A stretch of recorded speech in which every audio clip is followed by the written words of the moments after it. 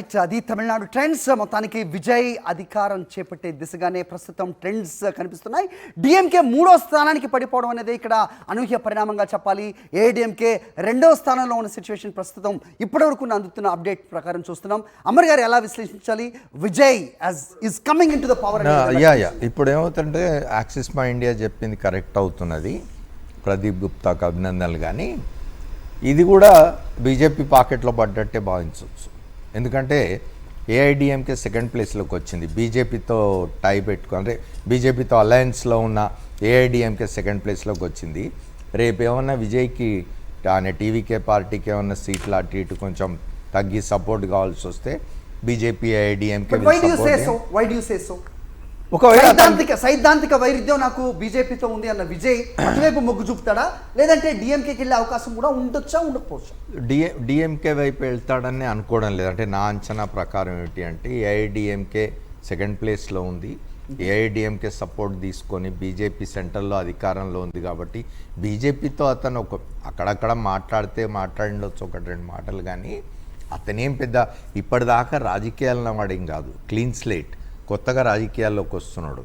కాబట్టి డెఫినెట్గా అతను కేంద్రంతో గొడవపడే మూడ్లో ఉంటాడు అనుకోను డిఎంకే లాగా. కాబట్టి తప్పనిసరిగా ఇది కూడా మళ్ళీ బీజేపీ పాకెట్లో పడుతుందని నా అనుమానం. But is it not a lesson to Andhra Pradesh politics sir, specially talking about Janasena? How? ఎలా అంటే విజయ్ సొంతంగా పోటీ చేసి ఏ పార్టీని భుజానికి ఎత్తుకోకుండా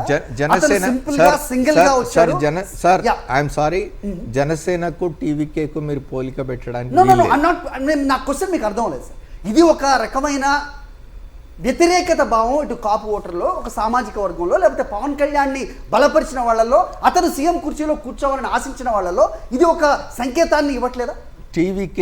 టీవీకే పార్టీ పెట్టిన విజయ్ అనేవాడు నేను ఇంతకుముందు చెప్పినట్టుగా అదొక క్లీన్ స్లేట్.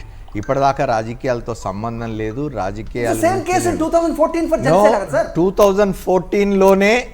2014లో జనసేన పార్టీ పెట్టినప్పుడే గనుక పవన్ కళ్యాణ్ ఇవాళ టీవీకే విజయ్ లాగా వచ్చింటే వేరేగా ఉండేది. 2014 to 2024 10 కాలంలో అతను మార్చిన రంగులు, కాసేపు తెలుగుదేశంతో స్నేహం, కాసేపు బీజేపీతో వైరం, కాసేపు బీజేపీని తిడతాడు, పాచిపోయిన లడ్డూలు ఇచ్చినారు మాకని, మళ్ళీ పోయి బీజేపీ సంఖలో చేరుతాడు, మళ్ళా వచ్చి తెలుగుదేశంతో వచ్చి చంద్రబాబు నాయుడు గారు జైల్లో ఉంటే రాజమండ్రి జైలు ముందు గట్టిగా చెప్పినాడు, బీజేపీ వచ్చినా రాకున్నా నేను చంద్రబాబుతోటే ఉంటాను, బీజేపీని కూడా తీసుకొస్తాను అన్నాడు. బీజేపీని తీసుకొచ్చాడు. ఆ తర్వాత ఇప్పుడు 15 సంవత్సరాల పాటు చంద్రబాబునే ముఖ్యమంత్రిగా ఉంచుతాడు. ఇన్నిన్ని రంగులు మార్చిన వాడికి విజయ్తో పోలికేమిటి అంటున్నాను నేను. విజయ్ ముందు విజయ్ కూడా మారుస్తాడేమో, ఎందుకంటే రాజకీయాల్లోకి వచ్చినాడు. ఇప్పుడు ఆ రుచి మరిగి రేపు అతను కూడా రంగులు మారుస్తాడేమో. కానీ ప్రస్తుతానికైతే అతను చాలా పులుగడిగిన ముత్యంలాగా ఉన్నాడు. అధికారంలోకి వచ్చినాడు, సంతోషించాలి అందరం. కొత్త వాళ్ళు పాలిటిక్స్లోకి వస్తే, కొత్త రాజకీయం కనుక వస్తే చాలా సంతోషపడాల్సిన ఇది ప్రజలే. ఐడియలిస్టిక్ అప్రోచ్ అనేది అందరూ ఖచ్చితంగా చెప్తున్నారు. రుద్రరాజు గారు, do you want to comment on it? డెఫినెట్గా ఐడియాలజికల్ కమిట్మెంట్ అనేది దాంట్లో క్లియర్ కట్గా అతను చెప్పాడు, నేను anti Bharatiya Janata party stand తీసుకుంటానని చెప్పి. At the same time for various reasons, అంటే చిన్న మీటింగ్లు, పెద్ద సభ జరుపుకున్నప్పుడు జనం చనిపోయానని ఎంతో ఇబ్బంది పెట్టినటువంటి గవర్నమెంట్ ఆఫ్ ఇండియా కేసులు పెట్టడం కానీ, ఈడీ కానీ ఇవన్నీ కూడా ఉన్నాయి. ఆల్రెడీ మనకి స్క్రోలింగ్లు చూస్తున్నాం. సెంట్రల్ బలగాలు అన్నీ వెళ్ళిపోయి అతనికి ప్రత్యేక భద్రత ఇస్తున్నాయని. ఇవన్నీ part of game. Amit Shah ఇదే పనిలో ఉంటాడు, పొద్దు నుంచి రాత్రి వరకు ఏ గేలం పట్టుకుని ఏ చేపని ఎలా వేటాడాలి కారణం కావచ్చు బీజేపీతో పోవడానికి, గేలం పట్టుకుని ఇలా తిరుగుతూ ఉంటాడు. అతనికి ఏం పని లేదు, అవుట్ సోర్సింగే. ఇప్పుడు హేమంత్ బిశ్వా శర్మను కాంగ్రెస్ పార్టీ ప్యాంటు చొక్కా ఇచ్చి తయారు చేస్తే మా ముఖ్యమంత్రి క్యాండిడేట్ అని పెట్టుకున్నారు. అటువంటి వాళ్ళకి ఇంకేం పెద్దగా మీరు మనిషిని తయారు చేసుకోండి. మా అవుట్ సోర్సింగ్ మనుషులు ఎందుకు? ఉత్తరప్రదేశ్ కాదండి, ఉత్తరప్రదేశ్లో హేమనందన్ బహుగుణ కుటుంబానికి, హెచ్ఎన్ బహుగుణ కుటుంబానికి సంబంధించిన వాళ్ళ రీటా బహుగుణని వాళ్ళందరినీ తీసుకు ఈ కోచింగ్ ఎందుకు మీరు తయారు చేసుకోండి. సైద్ధాంతిక పరమైనటువంటి పార్టీ కదా మీది. చిన్నప్పటి నుంచి మీరు అన్ని చేసుకుని వస్తారు కదా ఈ దేశం కోసం, తయారు చేసుకోండి. అవుట్ సోర్సింగ్ ఎందుకు? నేను విజయ్ గురించి కామెంట్ చేసే ముందు ఒక మాట, తమిళనాడు గురించి మాట్లాడుతున్నాను సార్. తమిళనాడులో మీరు అన్నట్టుగా ఒక పాయింట్ కరెక్ట్. మొదటిసారిగా 67 తర్వాత మొదటిసారిగా పెరియార్, అన్నాదురై లెగసీ అయితే అనుకుంటున్నామో అది జయలలిత రూపంలో ఏఐడిఎంకే కావచ్చు, కరుణానిధి నుంచి వచ్చినటువంటి సంక్రమించిన స్టాలిన్ రూపంలో డిఎంకే కావచ్చు. ఈ రెండు పార్టీల యొక్క ఆల్మోస్ట్ అంటే ఒక వెనుకబాటుదనం అనేటువంటిది మొదటిసారి కనిపించింది. కాబట్టి తమిళ రాజకీయాలలో విజయ్ రెండు దీంట్లో వచ్చినాడా కొత్తగా వచ్చినాడా పక్కన పెడతాను. విజయ్ స్కూల్లోకి వెళ్ళేటప్పుడు మీ కాస్ట్ ఏంటి అని ఒకవేళ అడిగినప్పుడు తమిళియన్ రాశారట వాళ్ళ నాన్న. నేను అందుకో చెప్తాను, రెండు పాయింట్స్ చెప్తాను. నేను ఏఐడిఎంకే డిఎంకే వచ్చినప్పుడు కానీ అన్నాదురై నుంచి మొదలు పెడితే తమిళనాడులో మిగతా కారణాలు ఏమైనప్పటికీ కూడా ఇప్పటి వరకు ఇంట్రెస్టింగ్ పాయింట్ ఏంటంటే దళితులు 20% ఉన్న దళిత సామాజిక వర్గం ఉన్న Tamil Nadu highest in the country, total దేశంలోనే హైయెస్ట్ దళితులు ఉన్నటువంటి రాష్ట్రంలో even Periyar is not a Dalit. Annadurai is a Vaishya community Periyar. ఆ తర్వాత మిగతా ఎవరు కూడా ఇప్పటి వరకు ఎస్సీ కమ్యూనిటీ అని చెప్పుకొని కూడా రాలేదు ఇప్పటిదాకా ఎవరు. అక్కడ ముఖ్యమంత్రి కాలే, ఒక అవకాశం ప్రజలు ఆశించినారు, యువకుడు, దిస్ అ చేంజ్, జంజీ ఆలోచనలు కూడా అనుకోవచ్చు. ఇవన్నీ కలిపితే విజయ్ యొక్క రిజల్ట్. ఇవన్నీ కలిపితే ఒకటి కరుణానిధి అందుకోసం మేము అప్రోచ్ అవుతామా లేవనేది ఇప్పుడు ఇంకా నాకు ఆల్ ఇండియా పార్టీ డిసిషన్ తీసుకోవాలి. నేను కాదు అన్నామలై ఏమైపోయాడు తమిళనాడులో, అన్నామలై ఏమైపోయాడు. నేనేమంటానంటే బీజేపీ పాయింట్ ఆఫ్ వ్యూలో వారు చెప్పిన పాయింట్ ఆఫ్ వ్యూలోనే బీజేపీలో వీళ్ళు అంటరాని వాళ్ళు, వీళ్ళు ముట్టుకునే వాళ్ళు, వీళ్ళు అంటరాని ఇది కాదు. దేశం కోసం అనే పదం వచ్చినప్పుడు మిగతా అన్ని చిన్న అయిపోతాయి అనేటువంటి బీజేపీ అభిప్రాయం నెంబర్ 1.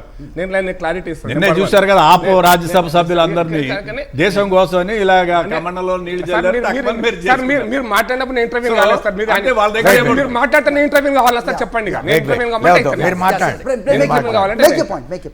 నేను అందుకోసం నేను ఏం చెప్తున్నానంటే చాలా క్లారిటీగా ఇప్పుడు అక్కడ తమిళనాడు పాండిచేరిలో కూడా బీజేపీ అలయన్స్ పార్టీ, బీజేపీ డైరెక్ట్గా ఏం కాదు అక్కడ. బీజేపీ అలయన్స్ పార్టీ, బీజేపీ చిన్న పార్టీ, అక్కడ వేరే పెద్ద పార్టీ స్థానిక పార్టీ ఉంది. ఈవెన్ అస్సాంలో కూడా నేను క్లారిటీ ఇస్తున్నాను. అస్సాం పాలిటిక్స్ చెప్పి తమిళనాడుకు వస్తాను నేను. అస్సాంలో కూడా మొదటిసారి అధికారంలోకి వచ్చినప్పుడు హేమంత్ బిశ్వా శర్మ బీజేపీలో లేడు.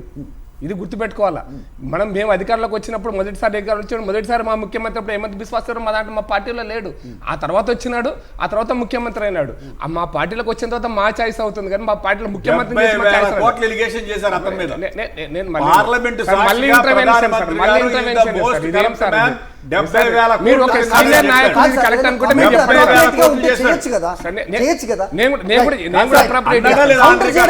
ప్రధానమంత్రి గారు అన్నారా లేదా 70,000 కోట్ల రూపాయల కరప్షన్ చేశారు, లోపల పెట్టాలంటే మీ ముఖ్యమంత్రి సోనోవాలా గారు వెనక్కి వెళ్ళిపోయారు. నేను చెప్తాను ఎవరు ఏ ముఖ్యమంత్రి, సోనోవాలా గారు వెనక్కి వెళ్ళారు, వీరి దక్ష ముఖ్యమంత్రి కింద పెట్టారు మీరు. సో నిన్న ఆపోవడం తీసుకున్నారు. మీకు సైద్ధాంతికంగా మనం అనుకునే విధంగా పాపం ఇందాక అమర్ గారికి మెసేజ్ ఇచ్చినట్టు జనం బాధపడక్కర్లేదు. వాళ్ళు ఎలా మార్చుకోవాలంటే అట్లా మార్చుకుంటారు. మరి మాట్లాడుతుంటే నేను ఒక 2 నిమిషాలు మాట్లాడతాను. ఇప్పుడు రేవంత్ రెడ్డి కరప్టా, కాంగ్రెస్ పార్టీ కరప్టా? అదేంటి కరప్షన్ రేవంత్ రెడ్డిదా కాంగ్రెస్ పార్టీదా?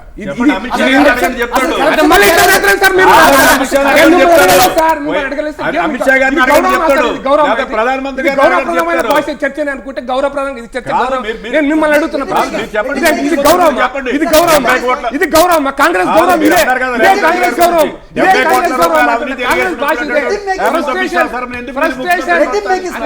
సార్ నేను ఎందుకు చెప్తున్నా అంటే సార్, ఇండియన్ పాలిటిక్స్లో పెద్ద సీనియర్ జర్నలిస్ట్ ఉన్నారు. ఇండియన్ పాలిటిక్స్లో పొలిటికల్ పార్టీ పవర్లో ఉంటుంది, కాంగ్రెస్ పార్టీ అధికారంలో ఉంది. రేవంత్ రెడ్డి ప్రతినిధే కావచ్చు కాక పొలిటికల్ పార్టీ పవర్లో ఉంటుంది. ఇక్కడ అవినీతి పరుడు రేవంత్ రెడ్డి కాంగ్రెస్ అంటే ఏం చెప్తారంటే మీరు సమాధానం ఇక్కడ ప్రజలు ఆలోచించాలి. మీ ద్వారా ప్రజలకు చెప్తున్న సమాధానం.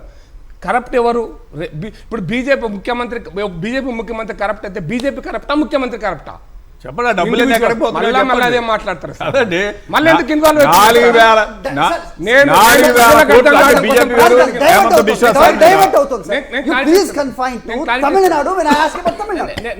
నేను అందుకోసం నేను క్లారిటీ ఎందుకు ఇస్తున్నా అంటే, పొలిటికల్ పార్టీకి పర్సన్ కు మధ్యలో ఉన్నప్పుడు పొలిటికల్ పార్టీయే కరప్ట్ అనేటువంటి సిచ్యువేషన్ వచ్చినప్పుడు హేమంత్ బిశ్వా శర్మను ఆ విధంగా చూడాలని చెప్పడానికి నా పాయింట్. తమిళనాడు పోయినప్పుడు అందుకోసం డీవియేషన్ కాకుండా చెప్పిన తమిళనాడులో కూడా అన్నాదురై కావచ్చు, జయలలిత కావచ్చు, అన్నాదురై తర్వాత కరుణానిధి కావచ్చు, జయలలిత కావచ్చు, ఇప్పటిదాకా వచ్చినటువంటి పన్నీర్ సెల్వం కావచ్చు, పళనిస్వామి కావచ్చు, ఇవందరూ కూడా మొదటిసారిగా వాళ్ళందరి యొక్క పవర్ని చూసినారు, అందరు వాళ్ళ యొక్క అధికారం ఎట్లుండిందో చూసినారు. ఒక యువకుడు రాత్రి చాలా టీవీలలో వచ్చినటువంటి ఒపీనియన్స్ కూడా యూత్, నేను మా ఇంట్లో నేను ఒక రిలేటివ్లీ యంగ్ అండ్ న్యూ ఒక చేంజ్, ఇప్పటిదాకా చూసినటువంటి ఈ తమిళ భాష మీద తమిళం మీద ఇవన్నిటి మీద ఉన్నటువంటి చేంజ్ను కావాలని కోరుకున్నారు. అక్కడ ఉన్న సామాజికమైనటువంటి ఈక్వేషన్స్ కూడా మారిపోయినాయి. మిగతా అన్ని కారణాలతోటి వాళ్ళు టీవీకే వస్తున్నాడు. అయితే బీజేపీతో ఉండడా అనేటువంటిది ఆయనకు అవసరం పడుతుందా పడదా, పడితే ఎన్ని అవసరం పడతాయి, పడితే దాంట్లో ఎవరు పోతారు, బీజేపీ ఎన్ని గెలుస్తుంది. బీజేపీ ఇండిపెండెంట్ పార్టీ కాదు, అక్కడ 27 సీట్లు మాత్రమే పోటీ చేస్తుంది. మిగతా సీట్లన్నీ కూడా ఏఐడిఎంకే, ఇంకో ఆడ కూడా 10 పార్టీలు, ఒక్క పార్టీ లేదు. ఒక ఇండిపెండెంట్ పార్టీ బీజేపీ గుర్తుతో పోటీ చేస్తున్న 12 సీట్లు పోటీ చేస్తున్న పార్టీ కూడా ఉంది. కాబట్టి ఒక పార్టీ ఆడ పోటీ చేస్తలేదు. కాబట్టి వాళ్ళు ఎన్ని గెలుస్తారు. సార్ తమిళనాడులో ఒకటి మాత్రం ఖచ్చితం ఏంటంటే, మళ్ళీ నేను చెప్తున్నా, అన్నామలైని పక్కన పెట్టి ఒక తప్పు చేస్తారు అనిపిస్తుంది అనలేదు. ఇప్పుడు రాజకీయ ఇప్పుడు సెకండ్ ప్లేస్ లో ఉంది ఏఐడిఎంకే, ఆ ఫ్యాక్టర్ పనిచేయలేదా? అది కూడా యాడ్ అయి ఉంటే ఫలితాలు మెరుగ్గా ఉండే. సార్ ఏఐడిఎంకేతో లేకుంటే డిఎంకేతో ఉండినాం అనుకోండి, బీజేపీకి ఆయన కూడా సీట్లు రాకపోయి ఉండింటే ఇది పొలిటికల్ అజంప్షన్స్. కాబట్టి మనం దాన్ని ఇప్పుడు డిఎంకే అంతకంటే ఘోరంగా ఓడిపోతుంది కదా. ఎందుకు వస్తుంది, ఇండియా కూటమిలో ఉన్నది. మేము ఇండిపెండెంట్ గా పోటీ చేసి ఉంటే, మీరు అదే క్వశ్చన్ కదా, ఏఐడిఎంకే కాకుండా ఒకటి సార్, ఇక్కడ అస్సాంలో మీరు రిటైన్ చేసుకోవాలని ఫైట్, వెస్ట్ బెంగాల్లో పవర్ లోకి రావాలని fight, but that is not the same case in Tamil Nadu and Kerala. మీ అస్తిత్వం, మీ ఐడెంటిటీ కోసం సార్ మీరు ఒకటి కరెక్ట్ చెప్పినారు. కేరళ తమిళనాడు కూడా మా అంటే అయితే బెంగాల్ అస్సాం అంత సెన్సిటివ్ స్టేట్స్ కాదు అవి, అందుకోసం చెప్పాను నేను. బెంగాల్ అస్సాం అంతర్జాతీయమైనటువంటి సెన్సిటివ్ స్టేట్స్ అవి, ఇవి అంత కాదు అని చెప్తాను. అందుకోసం చాలా క్లారిటీగా చెప్తున్నా. అవి 2 స్టేట్స్ అంతర్జాతీయంగా ఇంటర్నేషనల్ పాయింట్ ఆఫ్ వ్యూలో చాలా సెన్సిటివ్ స్టేట్స్, చాలా సెన్సిటివ్ ఇష్యూస్ కూడా ఉన్నాయి ఆడ, చాలా సెన్సిటివ్ ఇష్యూస్ కూడా ఉన్నాయి. అంత సెన్సిటివ్ ఇక్కడ లేదు. ఎందుకంటే బెంగాల్ చికెన్ నెక్ అంటాం కదా, చికెన్ నెక్ తెగొడతా అన్నారు సార్ బెంగాల్లో. బీజేపీ అధికారంలోకి వస్తే చికెన్ ఫిష్ తిన్నెవరు అన్నారు టీఎంసీ, అది జరగబోతుంది. అటువంటిది సార్, ఎవరి ఆహారం అలవాట్లు వాళ్ళవి సార్, ఎవరి ఆహారం. ఈవెన్ అస్సాం నేను తిన్నాను సార్, మిథున్ తిన్నాను అస్సాం అరుణాచల్ ప్రదేశ్ పోయినప్పుడు. నేను బీజేపీ కాదా?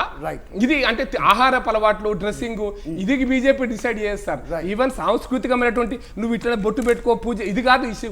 నువ్వు ఈ దేశ సరిహద్దు రక్షణ, ఈ దేశ సార్వభౌమాధికార రక్షణ, రాజ్యాంగ రక్షణ, ప్రజాస్వామ్య రక్షణ, ఇది ఉంటాయా ఉండయా, ఎవరు ఉంటే